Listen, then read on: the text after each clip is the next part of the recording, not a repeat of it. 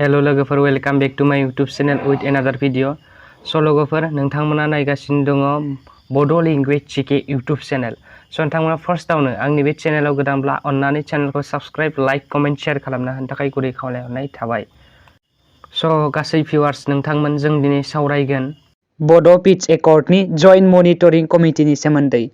स' थांखांनाय भिडिअफ्राव सावरायनाय मेम'रेन्डाम अफ सेटेलमेन्ट थामहिनबा MOS खौ मावफुंनायखौ नायसंनो थाखाय MHA आसाम सरकार आरो BTC थामहिनबा बड'लेण्ड टेरिटरियेल काउन्सिल आरो बर'फोरनि आफादफोरनि थान्दैफोरखौ लानानै मोनसे जइन्ट मनिटरिं कमिटि दानाय जागोन। थांखांनाय भिडिअफ्राव सावरायनाय जि गोरोबथा थामहिनबा एग्रिमेन्टखौ मानगोनां मिरु नखर मन्त्रि मुश्री अमित शाहनि नुजाथिनायाव 2020 मायथाइनि 27 जानुवारि खालारखालि गोदान दिल्लीयाव सागान होनाय जादों।